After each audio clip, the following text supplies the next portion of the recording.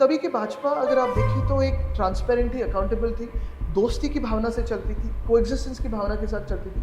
आज जो भाजपा है, वो दोस्तों को छोड़ो अपने भी लोगों को खा देती है। आज भाजपा के चेहरे दिखाओ, नए जो चेहरे हैं, 5 गिन के दिखाओ। सब के सब लोग 2019 के इम्पोर्ट्स हैं, सब के सब लोग भ्रष्टाचारी है या उन पे आरोप है। तो फिर ओरिजिनल भाजपा कहाँ है? What is Maharashtra gaining from a bullet train to Gujarat? The BJP only wants to shift our projects faster to Gujarat via the bullet train. This Hindutva of BJP is only a curtain to gain votes, polarize people, and fool the people. Our Hindutva is genuine. Our Hindutva is actually for the people, taking everyone together. Hello, welcome to the Indian Express. This is Vallabh Bozarkar, and today we have with us Mr. Aditya Thackeray, the Shiv Sena leader and the MLA from Worli constituency of Maharashtra, Mumbai. Aditya ji, thank you for speaking with us. Sir, how has been your campaigning? It has been good. You can see that there has been a lot of public support for the Mahavikas Aghadi, which is also the India Alliance. And even though the BJP is trying to polarize on multiple issues, the people are asking them pertinent questions about what have you done for reducing inflation in the past 10 years? What have you done for unemployment in the past 10 years? If you look at our state as Maharashtra, the question to be asked really is, what has Maharashtra achieved from the BJP rule in the past 10 years? Almost everything that we considered our pride or our economic strength has been sent away to Gujarat. What is Maharashtra gaining from BJP? Zero. So, what is your vision in this election, and what is agenda basically for this election? What are the main issues See, which you think? Coincidentally, today that we are doing this interview is also Maharashtra Day Maharashtra Day. and Labour Day. The point is, again, if you see in the past 2.5 years, the BJP has tried to systematically destroy Maharashtra, disintegrate Maharashtra. If you look at the agricultural sector, none of the farmers are happy today. They haven't received compensation for the damage from climate emergencies. They are not getting the adequate amount of support from the government. If you see, the farmers are unhappy. In the urban areas, unemployment is on the rise. Inflation is on the rise. Nobody is happy in Maharashtra. At the same time, like I said, a lot of our industries have been pushed away to Gujarat. A lot of projects have been pushed away to Gujarat. What has Maharashtra achieved? And this battle, this election, is about Maharashtra's voice in Delhi.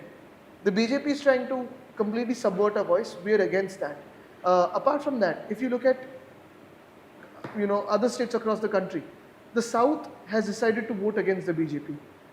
In the North also, what has Bihar achieved in the past 10 years from the BJP?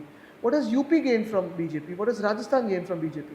Every state, if you see, has only seen polarization in terms of religion, in terms of castes from the BJP side, but no concrete work. That is the point really. So, a lot of changed for Sena per se in last 5 years. मतलब म्हणजे आप लोग पहले BJP के साथ में थे, फिर बाद में अलायंस टूट गया, फिर एमवीए सरकार बनी, फिर उसके बाद में 2.5 साल चीफ मिनिस्टर थे आपके पिताजी, फिर रिबेलियन हुआ, स्प्लिट हुआ पार्टी, अभी 2.5 साल आप अपोजिशन में हो। इस टाइम पर आपके लिए क्या अहमियत रखती है ये इलेक्शन, और आप क्या चैलेंजेस फेस कर रहे हो? मुझे लगता है सबसे बड़ी चीज़ यही थी, जो हम जिस भाजपा के साथ दोस्ती रखते थे, वो वाजपेयी साहब की भाजपा थी। उस भाजपा में एक दोस्ती की एक फीलिंग थी, एक कोएग्जिस्टेंस की एक फीलिंग थी। आज भाजपा को लगता है कोई दोस्त ज़रूरी नहीं है। कल भाजपा को ये भी लगेगा कि कोई भी जो गैर भाजपा है वो ज़रूरी नहीं है। अगर आप देखिए, जैसे नेताओं को, राजनेताओं को ट्रीट किया जाता है या राजकीय दलों को ट्रीट किया जाता है कि अगर आप हमारे साथ नहीं हो तो आप देश के दुश्मन हो, वैसे ही इस देश के हर एक नागरिक को ट्रीटमेंट मिलेगी अगर भाजपा जीत के आई 2024 में। भाजपा को संविधान बदलना है, भाजपा को जो आरक्षण है सबके वो निकाल के लेने हैं, भाजपा को जो आपके अधिकार है वो निकाल के लेने, छीनने हैं, और इसी के खिलाफ हम खड़े हैं। तो आप क्या मुद्दे रख रहे हैं जनता के सामने? हम यही मुद्दे रख रहे हैं। देखो, जिस एजेंडा के लिए हम भाजपा के साथ थे 2014 में हो या 19 में, फिर एक बार फंसे हुए थे। हमें लगा था भाजपा बेरोजगारी है वो कम कर देगी, महंगाई है वो कम कर देगी, रुपए को डॉलर के साथ में लाएगी। आज गैस, डीजल, पेट्रोल 2014 की कीमतें क्या थी और आज की कीमतें क्या है? आज बेरोजगारी कितनी बढ़ चुकी है? अगर आप देखिए तो डॉलर और रुपये की बराबरी उस समय कितने की थी? 40 रुपये $1 होता था, आज लगभग 80+ हो गए। तो यही प्रॉब्लम है कि जो भी वादे भाजपा ने किए थे देश को, देश की जनता को, एक भी पूरे नहीं कर पाए और आज जो प्रचार कर रहे हैं वो पोलराइजिंग का प्रचार कर रहे हैं और भाजपा जब भी हारने को आती है तभी पोलराइजिंग शुरू करती है। जिसे हम देखते हैं कि आप भाजपा के खिलाफ, मतलब जैसे ठाकरे फैमिली भाजपा के खिलाफ मतलब जोर लगा रही है, बात कर रही है, और आपकी जो अलायंस है कांग्रेस और एनसीपी, वो इतने खुलकर बात करते हुए दिखते नहीं है। तो आपको क्या लगता है कि उनका जो एफर्ट्स है वो इनफ है कि अगर आप देखिए तो देश भर में जो प्रचार चल रहा है, प्रियंका गांधी जी का जो अगर उनकी सभाएं देखें तो वो खुल के बात कर रही है, काफ़ी सारे नेता एक खुल के बात कर रहे हैं। अगर कांग्रेस का एजेंडा देखो, इंडिया गाड़ी का एजेंडा देखो, हमारा एजेंडा देखो, तो हमने कोर जो विषय है आज देश में, महंगाई हो, बेरोजगारी हो, महिला सुरक्षा हो, इस पे ही बात की है। और मैं फिर यही दोहराना चाहूँगा कि इन विषयों पे कोई बात नहीं कर रहा है। बातें जो भाजपा से हो रही है वो सिर्फ अभी 2024 के जुमले क्या होंगे उस पे है। जो 10 साल में काम किए हो उस पे तो कोई बात नहीं कर रहा है। सर, जैसे आप कहते हैं कि 10 साल पहले क्या, 10 साल में क्या काम किया, वो बता नहीं रहे हम। वैसे आपका एजेंडा क्या रहेगा डेवलपमेंट का, या विजन क्या रहेगा फॉर महाराष्ट्र डेवलपमेंट? देखो पहले तो बात यही रहेगी कि जो हमारा प्राइड है, महाराष्ट्र का जो प्राइड रहता था कि हम देश की इकोनॉमिक ताकत है, आर्थिक शक्ति है, वही हमें वापस लानी है। अगर आपने देखा होगा तो जितने भी साल कांग्रेस की सरकार थी, यहाँ बीएमसी में हम रहते थे, स्टेट में हमारी एक बार सरकार बन चुकी थी, फिर कांग्रेस की थी, लेकिन कभी भी यूपीए ने हो, कांग्रेस ने हो, अनेक इंडस्ट्रीज़ को महाराष्ट्र में आने से रोका नहीं। किसी एक ही राज्य पे नहीं फोकस किया, जहाँ भी जिस इंडस्ट्री को जाना था वो जाने दिया। लेकिन आज अगर आप देखिए तो 10 साल में महाराष्ट्र पे जो अन्याय हो रहा है, महाराष्ट्र पे जो अन्याय होते जा रहा है कि सारे इंडस्ट्रीज़ एक ही राज्य में लेके जाओ, ये पहले रोकने की बात है। जो हमारी 2.5 साल की सरकार थी, लगभग 6 लाख करोड़ की इन्वेस्टमेंट हमने महाराष्ट्र में लाई। अगर आपने देखा हो कि 2.5 साल जो भाजपा के खो के सरकार की है, सारी इन्वेस्टमेंट जा रही है गुजरात में। गुजरात से मेरा कोई झगड़ा नहीं है, जो भी गुजरात को मिलना चाहिए मिलना ही चाहिए। वैसे ही आसाम को हो, लद्दाख को हो, केरल को हो, अपना अपना जो अपनी हक की बात है वो मिलनी चाहिए। लेकिन मेरे हक की बात अगर आप छीन के गुजरात को दे दो तो मैं उसके खिलाफ खड़ा रहूँगा। और आज अगर आप देखें तो महाराष्ट्र में देखो, जो तलाती भर्ती की जो एग्ज़ाम थी, 200 मार्क के पेपर थे, 214 मार्क किसी को मिले हुए, और उसी के बाद जिसने पेपर को लीक किया था 2 दिन के लिए जेल जाता है, फिर बाहर आ जाता है, फिर वापस पेपर लीक कर देता है। तो ये सारी जो बातें हैं वो हैरानी की बातें हैं। अगर आप देखें तो किसानों को जो सपोर्ट मिलना चाहिए था वो मिला नहीं। 2.5 साल में उद्धव साहब ने जो वादा किया था कर्ज मुक्ति का, वो हमने करके दिखाया। आज भी किसानों से जाके पूछे तो वो कहते हैं कि उद्धव ठाकरे की जो लोन वेवर स्कीम थी हमारे पास पहुंची, लेकिन भाजपा की नहीं पहुंची। तो यही बात है। अगर आप शहर भी देखें, मुंबई हो, पूना हो, नासिक हो, नागपुर हो, कोल्हापुर हो, वसई विरार हो, जो सस्टेनेबल डेवलपमेंट और जो माइक्रो प्लानिंग की ज़रूरत है वो हमारे समय पे होती थी। अगर आज आप देखें तो हर जगह डिगिंग चल रहा है, खोद के रखा हुआ है, लेकिन काम कुछ नहीं हो रहा है। कॉन्ट्रैक्टर्स की मजा चल रही है। आप मुंबई की बात कर रहे हैं? मुंबई हो, अन्य सारे शहर हो, कॉन्ट्रैक्टर्स हैं, उनकी मजा चल रही है। कॉन्ट्रैक्टर राज चल रहा है, लेकिन जनता का राज नहीं है। मुंबई की जैसे आप बात कर रहे हैं कि मुंबई में आपने बहुत सारे इश्यूज रेज किए, फर्नीचर स्कैम हुआ, फिर रोड स्कैम है, कंक्रीट स्कैम है, ग्रेवल स्कैम है, स्ट्रीट फर्नीचर स्कैम है, सैनिटरी पैड वेंडिंग मशीन का स्कैम है, बहुत सारे स्कैम्स हैं। कौन है इस पे? ये तो मिंदे सरकार और भाजपा इसके पीछे है, नहीं तो कैसे स्कैम हो सकता है। और अगर आप देखें तो अभी भी जो टिकट्स दिए हैं, हर एक को जिसको ईडी के केस से धमकाया था उसको उधर ले लिया और अभी टिकट दे दिया, तो ईडी क्या खत्म हो गई, स्कैम खत्म हो गया। जैसे 2.5 साल पहले शिवसेना का स्प्लिट हुआ, who do you think is responsible for this split? It's BJP. See, basically, if you see the BJP right from 2014 to 2024 has brought dirty politics to every dining table across India. They have brought dirty politics in every office, every sector of India. The kind of poaching, character assassination, allegations, and once you do that, once you put a man there, it's the join or jail policy. Either you join the BJP or go to jail. Everyone who's joined the BJP has come out from a washing machine and is getting tickets now. The same people who the topmost leaders of the BJP have come and accused people of corruption, they have been given big posts. If you see in Maharashtra also, the last 2.5 years, the BJP's tried to break the Shiv Sena and get votes, they haven't been able to get so. They broke the Pawar family, they broke the NCP, they haven't been able to get the votes. Today they're wanting to get another Thackeray on board. They're still not getting Raj the Thackeray votes. you're talking about. They're still trying to break the Congress, still not getting the votes because the people know that the worst kind of politics in this country today is done by the BJP. The BJP is doing politics in Maharashtra during times of COVID. I don't think any other party in the world was doing politics, dirty politics during COVID, and apart from BJP. So, but when always we speak about the BJP and Sena breaking alliance, and both the parties are blaming each other for the breaking of alliance. Exactly क्या हुआ था?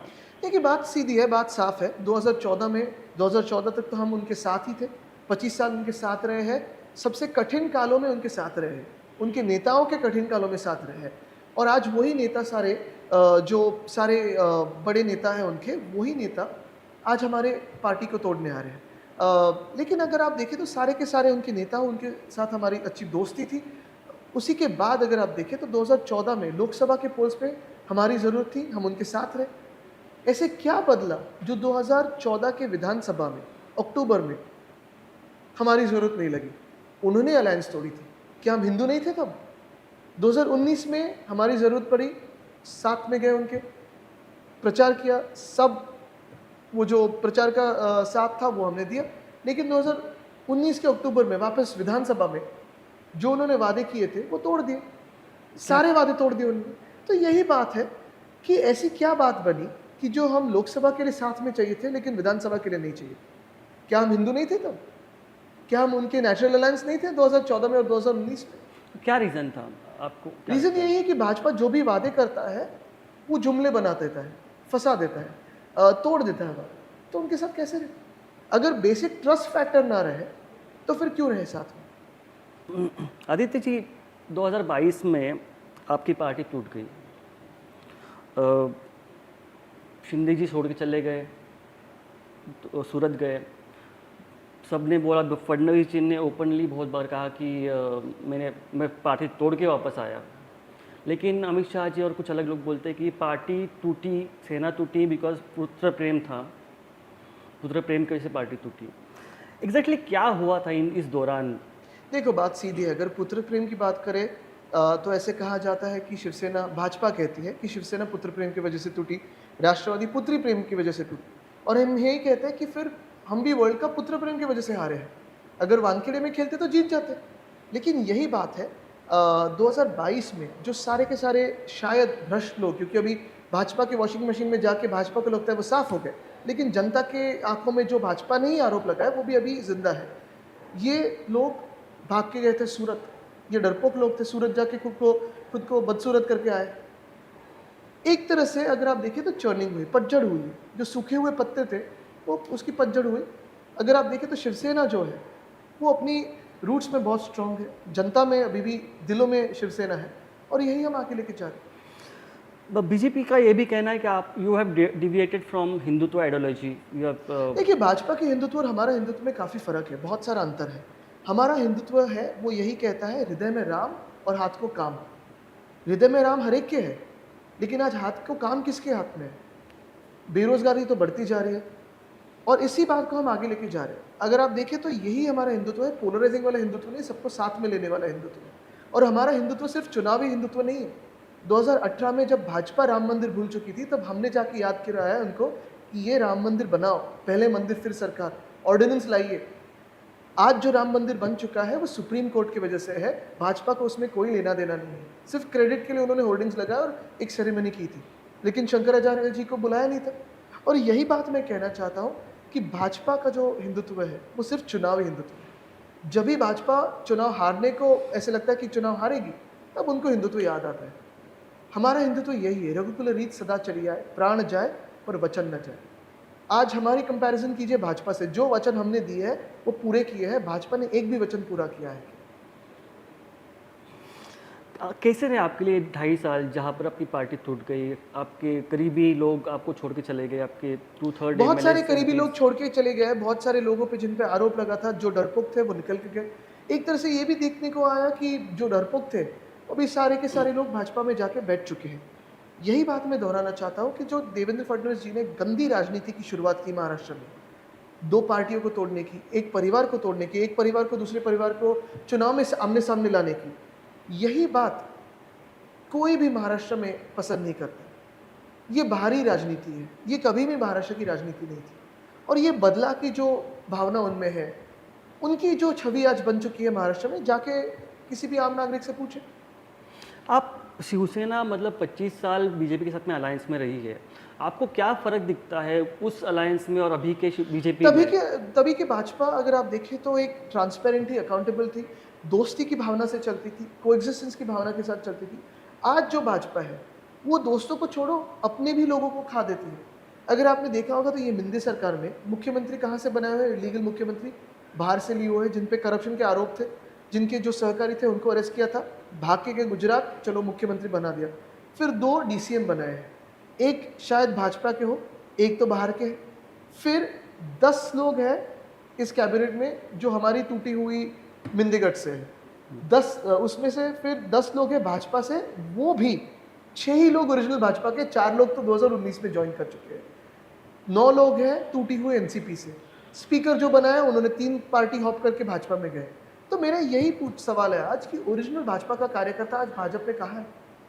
उनको कोई स्थान नहीं। अगर आपने देखा होगा तो पूना डिस्ट्रिक्ट जो है, पूना डिस्ट्रिक्ट में लगभग 10 साल भाजपा के कार्यकर्ता जिस पार्टी के खिलाफ लड़ते रहे, उन्हीं के आज जो टूटी हुई एनसीपी है, नए अध्यक्ष को बनाया है गार्डियन मिनिस्टर। तो फिर भाजपा का कार्यकर्ता कहाँ है? कितने सारे ऐसे लोग हैं, प्रकाश मेहता जी हो, गोपाल शेट्टी जी हो, राज पुरोहित जी हो, बहुत सारे ऐसे लोग हैं जो पुरानी भाजपा के हैं, जो हमारे साथ काम करते थे, जो नेचुरल अलायंस के बाग थे, फॉर्म थे। आज वो कहाँ हैं लोग? उनको फडणवीस साहब ने ही खत्म कर दिया है। और यही मैं कहना चाहता हूँ कि उन्होंने भी सोचना ज़रूरी है कि भाजपा जो महाराष्ट्र में थी, उसको ख़त्म किसने किया? ये भाजपा के नए लोगों ने ख़त्म किया। आज भाजपा के चेहरे दिखा, नए जो चेहरे हैं 5 गिन के दिखाओ। सब के सब लोग 2019 के इम्पोर्ट्स हैं, सब के सब लोग भ्रष्टाचारी है या उन पे आरोप है। तो फिर ओरिजिनल भाजपा कहाँ है? आपके करीबी रिश्ते रहे इनसे, मतलब फडणवीस जी से आपका रिश्ता रहा, कभी कांटेक्ट होता है, कभी बातचीत होती है? अभी फॉर्मेलिटी के तौर पे कभी विधान भवन में आमने सामने आए तो, लेकिन ये इतने बदले के भाव से, इतने घृणा से जो लोग चलते हैं, जो इतने जहर मन में लेके चलते हैं, उनसे क्या यानी क्या ताल्लुक रहेगा? हमारी ओर से तो कोई झगड़ा नहीं है, ना कभी था ना रहेगा, क्योंकि हमारे लिए राजनीति जहरीली राजनीति नहीं होती, कोई वैयक्तिक दुश्मनी नहीं होती। लेकिन ये जो नए भाजपा के लोग हैं, ये इतने जहर कैसे संभल सकते हैं खुद में, मुझे पता है। अभी जो इलेक्शन है, लोकसभा इलेक्शन, इस इलेक्शन में एक तरीके का शिवसेना लीडरशिप कौन है, who is real Shivsena will be proved. Do you think that बिल्कुल सवाल नहीं है। जो वहाँ गए वो डरपोक है और चोर लोग हैं। अलीबाबा और 40 चोर भाग के गए। शिवसेना जो है वो यही है, मातोश्री में ही। Shiv Sena Uddhav Balasaheb Thackeray. Does it pain you to see Sainiks getting split in 2 factions? I think the pain is to see how people have jumped over ship in the toughest times for our family, how they've backstabbed my father. The pain is to see what my father must be thinking about a party that he has taken efforts and pains to expand. And the pain is to also see the people who are cowards, who hopped over, to speak in that fashion about my father. But then again, those people who are cowards who hopped over. So how much will you fight for cowards? So, nationally, if we see, the electoral bond issue was raised by opposition parties in the country. But even Sena UBT has got some electoral bonds. Absolutely, everyone has got electoral bonds, but the quantum of the bonds that the BJP has got, and again, the Chanda Do, Dhanda Lo scheme of the BJP, that is what makes the BJP different from all other parties. Whatever we had is submitted to the EC, it is in front of everyone, but then the contracts that the BJP has given as against the electoral bonds, some of the loss-making companies have given more bonds than their entire assets to the BJP. This is Chanda Do Dhanda Lo scheme. This is one of the biggest corruption matters in the world, in the history of the world. And the same time, you see the biggest sex scandal of the world coming out in Karnataka. What is the BJP doing about it? What is the BJP speaking about it? Where is the Women and Child Development Minister speaking about it? Where is the National Commission of Women speaking about it? You're talking about Prajwal Revanna's Yes, case. exactly. We're ashamed to even take his name as a someone who's from our country, and the country he's gone to now, he's fled away to. I fear for the safety of women in that country. He's a maniac. The cases that have come out. Why is the election commission not taking action against him? Why are they not debarring him from contesting elections? Is it so blind in the love of BJP that they cannot bar him from contesting elections? Sir, where do you see Sena UBT and Uddhav Thackerayji stand in the MV and India alliance after this poll? Very strong. Look, the India Alliance, the MB Alliance has come together because we know that the BJP wants to finish off democracy in the country. We know that the BJP wants to change the constitution and write its own constitution. It doesn't like the constitution given to us by Dr. Babasaheb Ambedkar. This is what we are standing against, and this is why everyone in this country is united against the BJP. So today is Maharashtra Day, and the Thackeray family has a greater role in the Maharashtra freedom. Yes. Like Mumbai coming to the Maharashtra. So why do we always say that BJP is anti-Maharashtra? What are the main reasons that? Firstly, look at the candidates they've given in Mumbai. All the candidates the BJP has given in Mumbai are anti-Maharashtra, especially Mr. Mihir Kotecha and Mr. Piyush Goyal. None of the times in the past whatever years have they raised their voice for Maharashtra. Mr. Piyush Goyal has been a cabinet minister in the union government for 10 years. Give me one instance that he has raised a voice for Maharashtra. He has stopped the development of the metro in 2020. He is wanting to shift out all slums to salt pan lands, taking away all the migrant labor from Mumbai's workforce away to the salt pan lands. Look at the industries that have gone away from Mumbai and Maharashtra to Gujarat. Like I said, I have nothing personal against Gujarat. Whatever belongs to Gujarat must go there. Whatever belongs to Northeast must go there. Whatever belongs to Kashmir must go there. But why are you taking what belongs to us to Gujarat? And if you see the bullet train, think logically. If the BJP was to propose a bullet train that actually helped the country, why wouldn't it propose from Delhi to Mumbai and Mumbai to Delhi? Why not Mumbai to Nagpur? Why Surat to Mumbai? What is Mumbai or Maharashtra gaining, or Ahmedabad to Mumbai? What is Maharashtra gaining from a bullet train to Gujarat? The BJP only wants to shift our projects faster to Gujarat via the bullet train. What is Maharashtra gaining? We have given away our land in BKC that would have benefited Maharashtra to the bullet train. The financial center could have come there. Why did the gift city go to Gujarat? Why didn't it come to Mumbai? The Congress had proposed that it comes to Mumbai in the UPA years. Then why have you taken it to Gujarat? Why are they so anti-Mumbai? Now the situation is very bitter in the politics in the state. Who do you feel is responsible for this bitterness in the politics? Like the personal relations are also very bitter. It's BJP. It is only BJP. You look at the way the BJP trolls attack political leaders, how they attack women on social media. There's so much of poison. The way they openly speak about using ED, IT, CBI against political opponents, and then when these guys hop over and join their party, the way these guys speak about them, of how relaxed they are in the BJP. This dirty politics is only brought to a country by BJP. As a young leader, how do you want to, मतलब कैसे इसको आप दूर करना चाहेंगे या फिर आपका कुछ देखिए, पहली बात तो ये है कि इतने जहरीले पॉलिटिक्स, इतने पोलराइजेशन की पॉलिटिक्स की बातें पहले कभी ना महाराष्ट्र में होती थी और आगे भी हम ना करने देंगे. लेकिन आज जो बीजेपी कर रही है, देश में हो या अपने राज्य में हो, आप हर एक राज्य देखिए 2013 से जो जीते हुए, राजस्थान देखिए, गुजरात देखिए, हरियाणा देखिए, मध्य प्रदेश देखिए, महाराष्ट्र देखिए, जहाँ भी भाजपा जीती है पोलराइजेशन की शुरुआत की है. फिर वो जाति जाति में हो, धर्म में हो, जिले जिले में हो, बात किसी भी बात से चली हो, पानी से हो या बिजली से हो या धर्म से हो, पोलराइजेशन तो करते ही है. आज 10 साल के मेजॉरिटी सरकार के बाद भी अगर आप प्रचार इसी बात पे करते हो कि नेहरू ने क्या किया और इंदिरा जी ने क्या किया, 10 साल की सरकार के बाद भी अगर आप बात करना चाहते हो कि आप मटन मांस मच्छी खाते हो, मैं क्या खाऊं क्या नहीं खाऊं, मैं क्या पहनूं मैं क्या नहीं पहनूं, इसमें सरकार की क्या बात है? सरकार ने तो यही बताना चाहिए कि महंगाई कैसे कम की, मुझे रोजगार कैसे दिया. शायद ट्रोल्स को रोजगार मिलता होगा 2 रुपए का, लेकिन जो सुशिक्षित युवा है, जो आज बेरोजगार है, उसको क्या रोजगार मिल रहा है? मुंबई में 3 जगह पर ऐसे 3 सीट्स ऐसे हैं जहाँ पर Shivsena UBT versus Shivsena led by Shinde का है. क्या लगता है आपको इस बारे में? पहली बात तो ये है कि उनकी शिवसेना नहीं है, उनकी चोरों की गैंग है, उनकी गद्दारों की गैंग है। दूसरी बात अगर आप देखें तो तीनों के तीन उम्मीदवार जो है, दो तो ऐसे हैं जिन पे ईडी और आईटी ने आरोप लगाए थे। उनके ही भाजपा के एक दो नेता हैं, हर दिन आके टीवी पे उनके खिलाफ बोलते थे, आज उनको प्रचार प्रमुख बनाएंगे। उनके प्रचार में घूमना चाहिए उन्होंने तो। किरीट सोमैया जी का। जो भी है, मैं उनका नाम नहीं लेना चाहता, उनको इतना महत्व भी नहीं देना चाहता, लेकिन यही बात है कि किस मुंह से आज प्रचार करने वाले हैं।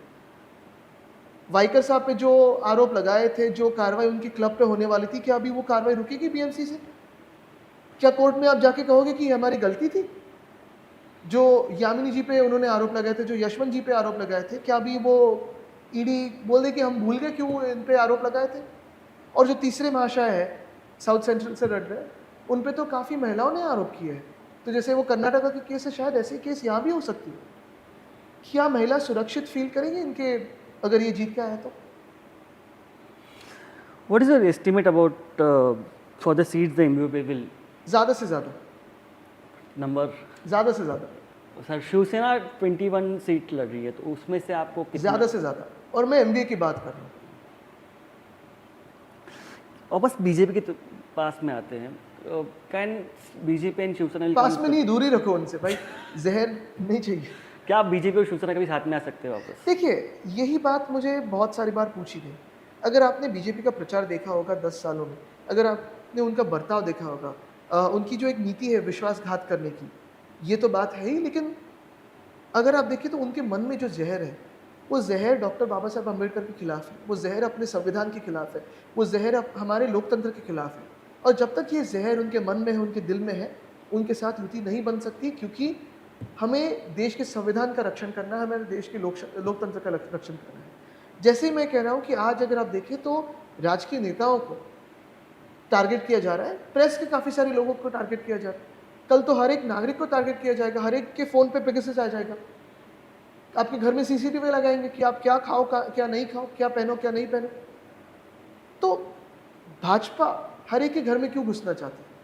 वो यही चाहती है जैसे चाइना में है, जो चाइना आज लद्दाख में घुस चुकी है और भाजपा को बोलने में हिम्मत नहीं है, लेकिन वही बात चाइना की दोहराना चाहते हैं कि वन पार्टी वन रूल, दूसरे कोई पार्टीज ही ना रहे, ये भाजपा की बात है। क्या शिंदे जी के सेना में से कोई आता है वापस, तो आप उनको लेंगे? बिल्कुल नहीं, जैसे उनका बर्ताव रहा है और जैसे 2-2.5 साल में जो डरपोक लोग हैं, उनके लिए दरवाजे बंद हैं। ये जो मातोश्री है, यहाँ हिम्मत की बात होती है, यहाँ साहस की बात होती है, यहाँ दोस्ती की बात होती है, दिलदारी की बात होती है। डरपोकों को स्थान नहीं है। So, the Shivsena has been garnering votes like anti-Congress and anti-NCP votes and mostly Hindutva votes. So, with the alliance with Congress and NCP, do you think that will affect your prospects in this Look at election? this, I mean, when we were in the alliance with the Congress, we have gone to Ayodhya 3-4 times.